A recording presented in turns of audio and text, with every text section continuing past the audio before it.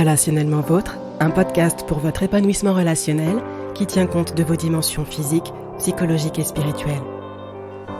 Hello, bienvenue pour ce 44e épisode de Relationnellement Vôtre. Aujourd'hui, je suis en compagnie d'Hélène Bourg, conseillère conjugale, familiale ainsi que sexologue. Bonjour Hélène. Bonjour Kelly.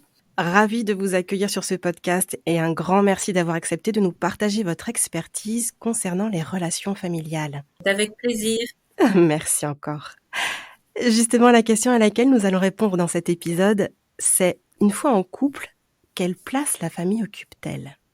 Chacune de nous a une histoire familiale qui lui est propre et une manière d'être avec les membres qui composent cette famille. D'ailleurs, par famille, nous ferons référence vraiment à la famille au sens large, donc pas uniquement les parents, la fratrie, les grands-parents, mais aussi les oncles et tantes ainsi que les cousins, cousines, etc. L'union du couple amène des réajustements plus ou moins bien vécus par les différents membres, sachant que cette nouvelle dynamique familiale peut mettre en lumière des dysfonctionnements dans les places occupées, les rôles tenus par chacun. Donc, dans un premier temps, Hélène, comment savoir si les relations entretenues avec les membres de notre famille sont toxiques pour notre couple ? Alors en préambule, je dirais que la notion de famille, comme ça a été évoqué, peut être vécue de façon large ou plus restreinte. Dans notre culture occidentale, on vise plutôt la famille nucléaire avec le père, la mère et les enfants. Mais dans beaucoup de cultures, on élargit aux grands-parents, arrière-grands-parents, cousins, cousines, oncles et tantes. Et encore, je mettrais etc. parce que les notions peuvent être très variables d'une culture à l'autre. Exactement. Ce qui fait que chacun véhicule sa notion de la famille avec une expérience qui lui est propre et l'amène dans son couple. Alors c'est déjà un préalable qu'il faut mettre dans cela. Donc comment on peut percevoir les difficultés et le côté toxique que peut avoir les membres de notre famille dans notre couple, c'est très vraisemblablement par rapport au fait qu'on peut déceler des disputes, des conflits qui vont être générés autour de ce sujet. Et c'est malheureusement un sujet de dispute très important. Et oui. On va le voir, alors déjà c'est un indice, c'est une alerte, on se dit bon là il y a quelque chose qui ne va pas. Bon, c'est assez classique même dans un couple qui fonctionne bien, qu'il puisse y avoir parfois des petites tensions à ce niveau-là, mais quand ça devient important et envahissant, là, il y a une vraie alerte et des questions à se poser sur la place de cette famille. Alors, ça va être des disputes, ça va être une immixtion dans des décisions importantes du couple. Oui. On va écouter plus les membres de la famille que le conjoint. Et ces membres vont avoir le dernier mot dans les décisions du couple. Déjà, c'est une alerte aussi. Il peut y avoir aussi un envahissement qui va être plus ou moins accepté sans respect du conjoint, c'est-à-dire des appels téléphoniques à n'en plus finir, des membres de la famille qui débarquent sans prévenir ou qui ont la clé et qui viennent comme ça. Ça peut être des menaces, du chantage affectif, des injonctions qui vont être faites aux membres de la famille ou au conjoint ou qui vont concerner le couple. Oui. Une relation qui va être trop fusionnelle avec un ou plusieurs membres de la famille, ça peut être le conjoint avec son père ou sa mère, mais ça peut être un frère, une sœur, voilà, ou un grand-père, quelqu'un qui va prendre trop de place et qui va empêcher la construction du couple et le fonctionnement normal du couple. Ça peut être aussi une priorisation des membres de la famille, notamment les parents, au détriment du couple. Bon, Et oui. on pourrait trouver beaucoup d'exemples du couple, mais ça peut être aussi au détriment du conjoint. Alors j'ai envie de revenir, moi, à un texte que je considère comme rempli de sagesse, Oui. qui est celui de la Genèse. On invite les membres du couple à quitter son père et sa mère pour faire qu'une seule chair. Et l'idée, c'est pour que le couple puisse s'épanouir, se construire et ensuite construire une famille, c'est de procéder à une rupture d'alliance. On était dans une alliance avec sa famille, il y a une rupture d'alliance pour pouvoir en construire une autre. Alors ça ne veut pas dire rompre complètement les liens avec sa famille, Non, bien sûr. ça ne veut pas dire ne plus les aimer, ça veut dire changer d'alliance, construire autre chose, se projeter dans une nouvelle relation. Et je trouve que c'est vraiment plein de sagesse et de connaissance de l'âme humaine pour inciter justement les personnes à construire autrement leur vie de couple.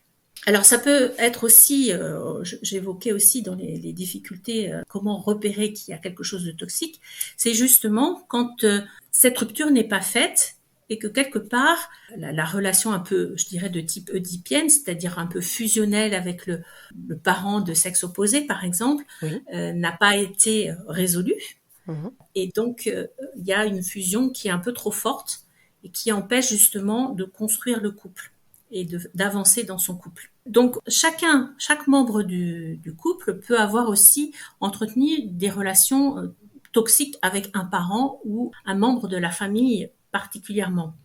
Alors, ça peut être une dévalorisation qui va impacter l'estime de soi et provoquer ensuite une certaine conjugopathie, c'est-à-dire une susceptibilité maladive, des difficultés à s'affirmer dans le couple parce que l'estime de soi est atteinte, et toutes ces choses-là vont être toxiques pour le couple. Oui. Ça peut nécessiter un travail personnel pour avancer, ça c'est autre chose, mais voilà, c'est une ouverture. Bien sûr. Il peut y avoir aussi une image, une représentation du sexe opposé qui a été véhiculée dans la famille et qui va impacter la relation avec le conjoint. Ma mère m'a toujours dit que les hommes sont comme ci, que mon père m'a toujours dit que les femmes sont comme ça, Mhm. et puis des disputes qui vont être liées justement avec cet impact qu'on a eu, et ça c'est l'histoire de la famille. Mais je mets ça à part parce que ça serait un peu différent. Donc, comment repérer le fait que notre famille ou que les membres de notre famille peuvent être toxiques pour notre couple? C'est cet ensemble de choses qui font que le couple va être impacté, et on va le repérer par des disputes, un envahissement, une fusion trop importante qui va empêcher la construction et la fluidité dans les relations et le fonctionnement du couple. Merci Hélène. C'est très complet et effectivement, il y a peut-être des points qui pourraient susciter d'autres épisodes de podcast. Ensuite, l'autre question que j'aimerais vous poser, c'est que faire quand un membre de la famille s'immisce dans le couple? Alors, là, je reprends et je repars sur la notion qu'on peut avoir de la famille, qui va véritablement impacter la manière dont on va gérer justement cette immiscion dans le couple. Parce que on n'aura pas nécessairement la même notion de cette immiscion. Effectivement, Ce qui pourra paraître trop intrusif ne le sera pas forcément pour l'autre. Et inversement, c'est ça. ce qui veut dire qu'il y a une forte dimension éducationnelle par rapport à cette notion-là, Oui. et aussi par rapport à la culture qu'on peut avoir. Et on amène chacun ça dans son couple, Mhm. dans l'éducation. Certains membres d'un couple peuvent être très famille, on aime la famille, on se voit souvent, on a des bonnes relations, et puis l'autre peut être moins famille. Bon, bah, on s'aimait bien dans notre famille, mais on avait une certaine distanciation relationnelle Mhm. qui fait que très vite, on peut ressentir une certaine émission dans la vie de couple que l'autre ne ressentira pas. Ça suppose quoi? Je dirais de vraiment pouvoir en parler, réfléchir à ce qui est acceptable ou pas acceptable, vraiment avoir cette idée que on n'a pas tous la même notion de ce qui est acceptable ou pas dans l'émission dans le couple. Mais l'alerte rouge, c'est comment je respecte le conjoint, comment ça peut être l'objet de disputes ou pas. Est-ce qu'il y a un envahissement qui est accepté ou pas? Est-ce qu'on priorise les membres de la famille au détriment du couple ou de chacun des membres de ce couple, justement? Donc, c'est un peu ça la limite. On peut aussi avoir des couples mixtes où la confrontation de deux cultures peut être très déroutante. Et oui. Et là, la souplesse psychique des couples mixtes est vraiment mise à l'épreuve parce que ça suppose beaucoup de dialogue, de compréhension, de tolérance pour trouver un modus vivendi entre ce qu'on peut accepter ou pas. Mais c'est vrai même dans des couples qui sont de même origine, que ce soit des franco-français ou qui soient entre eux de même origine nationale, Oui. la question du dialogue, de l'acceptation et de ce qu'on peut supporter est vraiment important. Alors je dirais que quelle que soit la culture de chacun, c'est le respect du couple et des individus qui la composent qui est en jeu. Le fait de respecter cette entité qui a été formée en tant que couple, avec la rupture d'alliance avec la famille, qui doit être, à mon avis, opérée, hein, une rupture d'alliance, on crée une autre entité, on crée une famille, un couple, Et puis, je dirais aussi l'idée de rompre, de couper le cordon ombilical sur un plan un peu plus psychique. Là, je coupe et je me projette dans une autre relation avec tout ce que ça peut comporter. Bien sûr. Alors, ça, c'est vraiment, je dirais, la limite. Hein. C'est le respect du couple et poser au sein du couple dans le dialogue les limites qui sont acceptables pour chacun. Voilà. Donc je dirais que ce qui est compliqué aussi, c'est que la notion de couple dans notre société a beaucoup évolué et on a un peu plus de mal maintenant à dire ce qui fait couple. La notion chez les jeunes va être assez différente. Oui. Autrefois, c'était assez clair. Je dirais peut-être un peu avant les années 70, le mariage était fondateur du couple. Mariés, qui étaient institués, qui étaient engagés. C'était clair pour la société. Maintenant, les choses sont un peu plus diffuses et un peu plus complexes, avec un glissement parfois progressif, une vie de compagnons qui sont hommes et femmes, mariés et femmes quelque part, mais qui ne l'ont pas officialisé ou ils n'ont pas marqué un véritable engagement de façon officielle et publique. Et là, c'est moins tranché pour l'entourage, pour la famille et même pour le couple lui-même. Est-ce que on vit... Alors, il peut même y avoir des couples qui vivent plus ou moins séparément, et alors ça complexifie encore les choses. Mais on va pas faire trop complexe aujourd'hui. Okay. Ça pouvait complexifier justement cette notion de rapport avec la famille qui va être plus diffus en raison de cette notion de couple qui varie maintenant de nos jours. Bon. Effectivement. Alors, que faire quand les parents s'immiscent ? L'immiscion, ça peut être quoi ? Bon, on va essayer de prendre des exemples un peu plus concrets. Ça peut être se mêler de faire le linge, vous savez, la belle-mère qui débarque dans la maison, qui va s'occuper du linge, se rendre indispensable, ou les familles qui vont exiger des déjeuners, des dîners récurrents, des jours fixes, alors que bon, c'est devenu un rituel qui est peut-être un peu trop important dans le couple.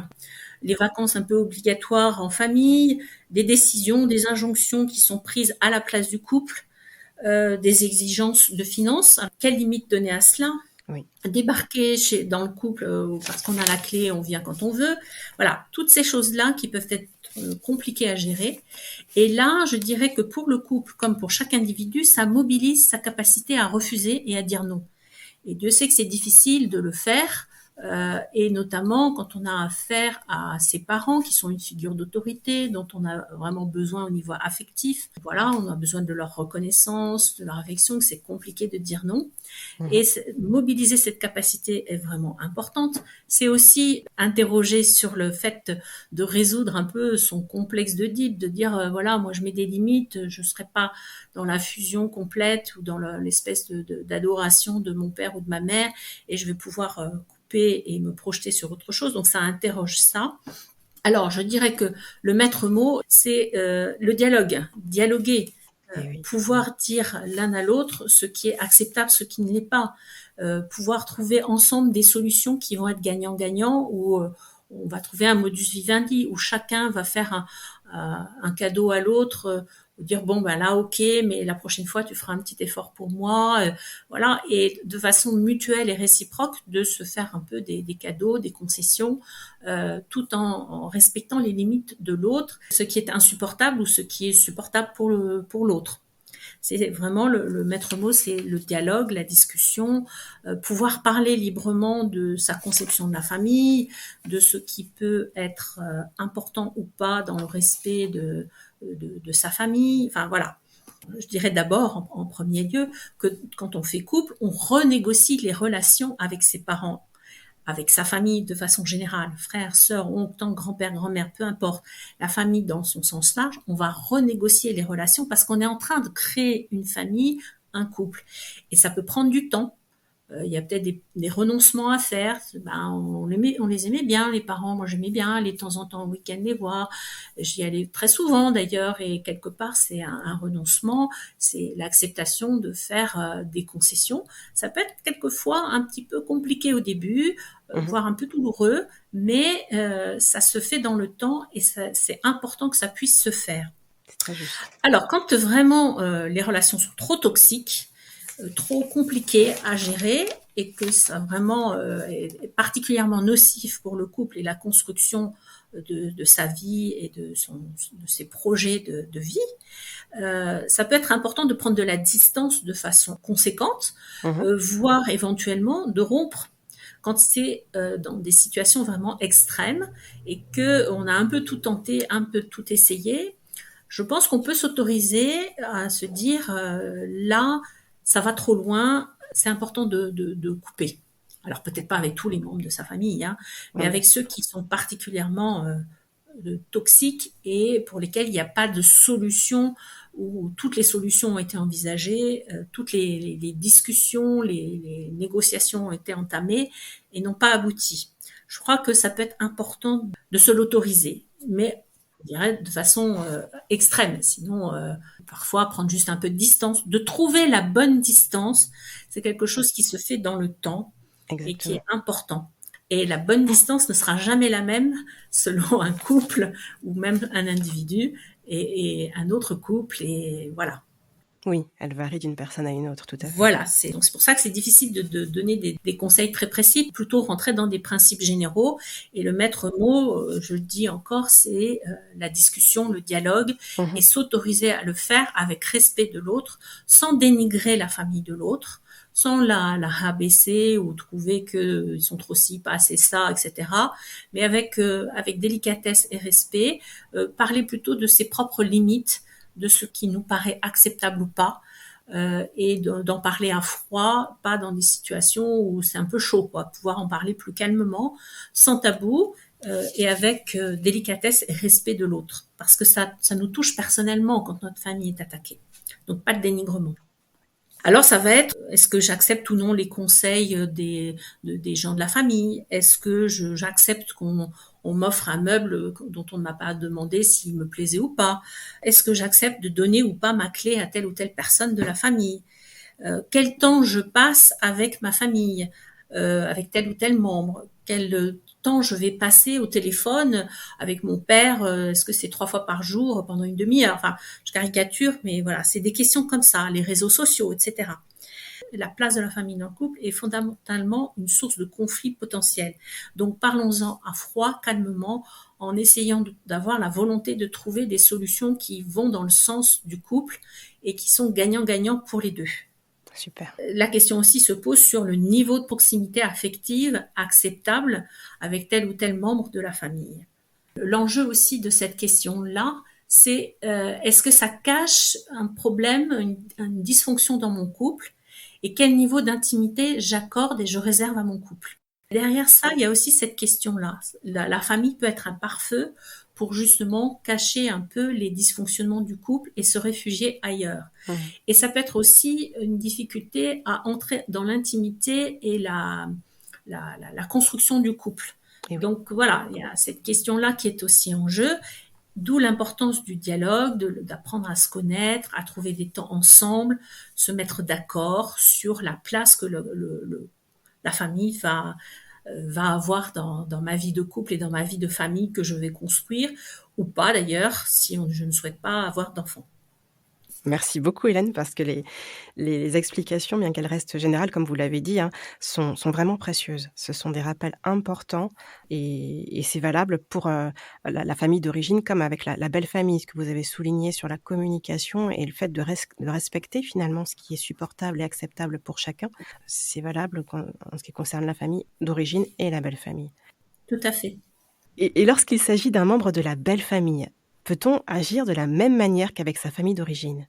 Alors je dirais que de préférence, il vaut mieux laisser agir le conjoint qui connaît bien sa famille et qui saura probablement mieux comment s'y prendre d'une part.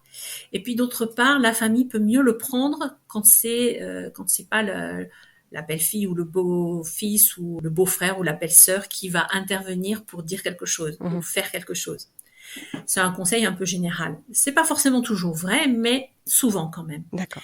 La famille va potentiellement se braquer ou prendre en grippe le beau-fils ou la belle-sœur ou enfin bon, Ouais.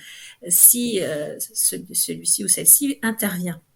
Et on peut toujours intervenir sur des choses mineures de façon courtoise et ferme. Je pense qu'on va devoir prendre un peu plus de pincettes et un peu plus de gants quand il ne s'agit pas de sa propre famille, parce qu'on ne sait pas nécessairement comment les choses vont être prises, comment elles vont être interprétées, surtout au début quand on les connaît moyennement bien. Après, avec le temps, c'est différent. Je pense qu'on peut se permettre, quand on est plus accepté dans la famille, qu'on est plus intégré, on peut se permettre de sentir ce qui est possible de dire ou pas, Oui, ou tout de à fait. faire ou pas. La difficulté sera dans l'hypothèse où le conjoint laisse faire, ne réagit pas malgré toutes ses promesses de faire ci ou de dire cela, parce qu'il n'y arrive pas ou qu'il ne sait pas gérer la situation. Et là, j'ai envie de dire qu'il n'y a rien de pire que de laisser faire, laisser dire et laisser pourrir des situations dans le temps. Ça peut être important de quand même si c'est maladroit, même si c'est pas forcément bien perçu, de mettre des holà à des situations ou des comportements qui sont préjudiciables au couple. Et pour ceux qui connaissent, j'inviterai le plus souvent possible Oui. à utiliser une communication non violente Et oui. pour que ce soit bien vécu. Mais le pire, c'est de ne rien faire et de laisser pourrir les situations. Voilà. Super, merci beaucoup Hélène. Je pense qu'il y aura un épisode là-dessus aussi, comment gérer les conflits et l'importance de la communication non violente. Bon, bah, ce sera un autre sujet alors. Oui, oh, il y a plein d'épisodes qui sont en train de, de se profiler là. C'est passionnant. Vraiment. Quelle place donner aux membres de nos familles respectives quand nous voulons entretenir des relations saines tout en préservant notre couple ? Alors, je dirais que la place à donner à sa famille, quelle que soit la conception qu'on en a, je dirais par rapport à son couple, mais aussi par rapport à la famille qu'on va construire, c'est celle qui va pouvoir respecter chaque individu dans des besoins relationnels équilibrés, oui, et respecter aussi l'entité couple, mais aussi respecter l'entité couple dans ses besoins relationnels spécifiques, ses besoins d'intimité, ses besoins de proximité, de temps partagé, d'autonomie relative vis-à-vis de cette famille. Mmh. Et là, c'est vraiment important. Quelle bonne distance je vais trouver qui va respecter l'autre, qui va respecter mes besoins et ceux de mon conjoint ou de ma conjointe.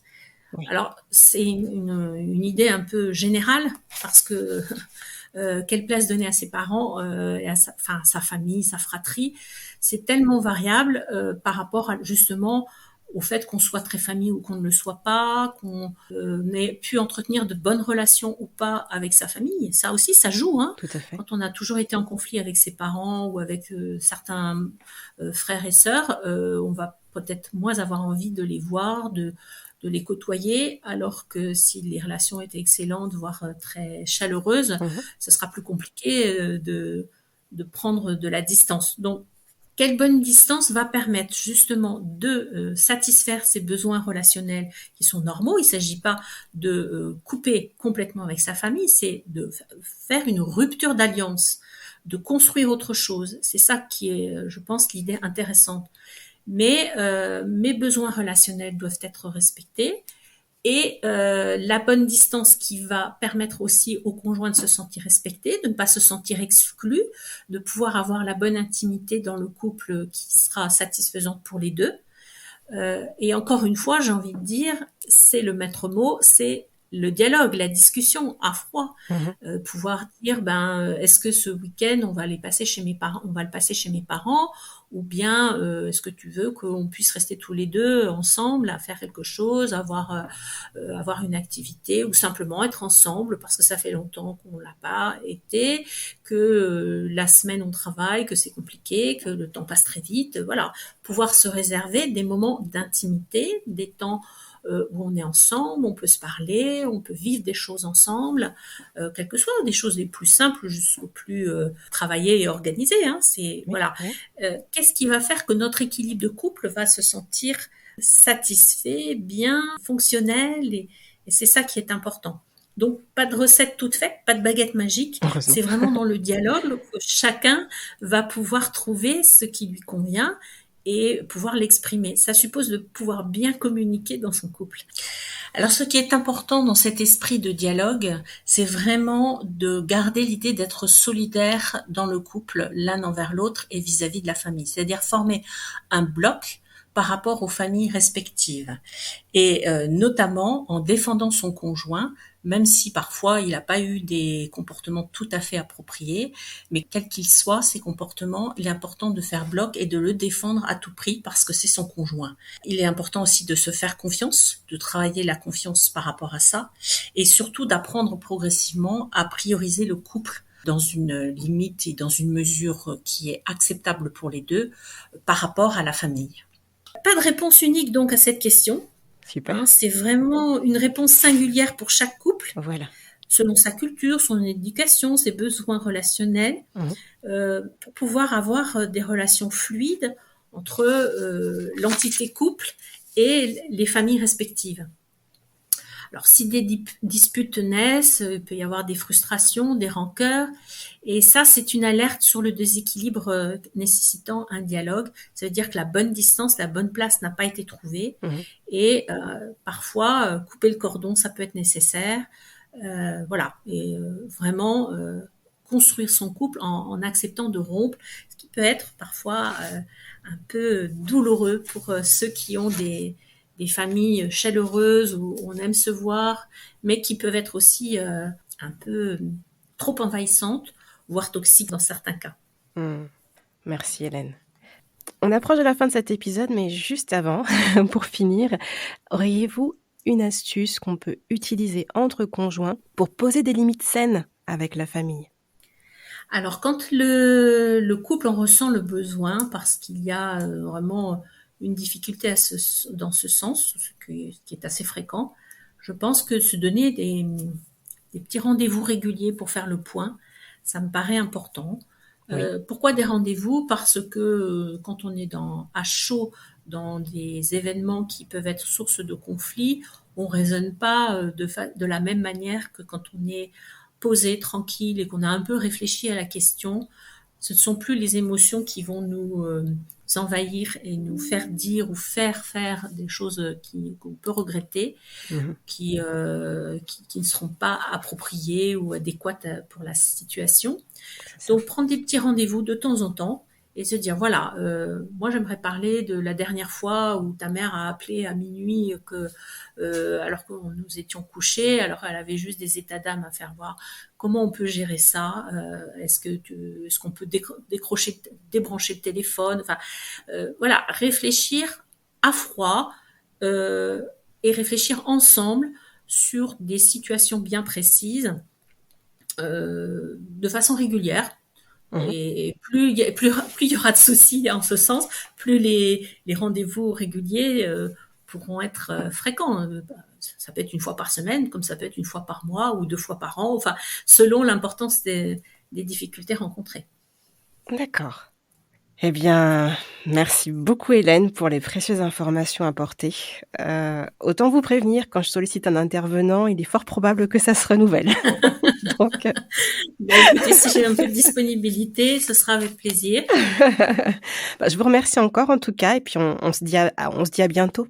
À bientôt. Voilà, ce 44e épisode du podcast est terminé. Si vous avez des questions, vous pouvez les poser en envoyant un mail à relationnellementvôtre@gmail.com. Si vous souhaitez bénéficier des services d'Hélène Bourg, donc la professionnelle que nous avons entendue durant cet épisode, il vous suffit de faire la demande par message à l'adresse mail que je viens de vous préciser. Ces coordonnées vous seront donc communiquées. Bon, eh bien on se retrouve la semaine prochaine avec un nouvel épisode de la rubrique Questions de connexion. Azadeh, Willem et moi vous parlerons du pouvoir des mots. Alors surtout, continuez à prendre bien soin de vous et à très vite. Relationnellement vôtre.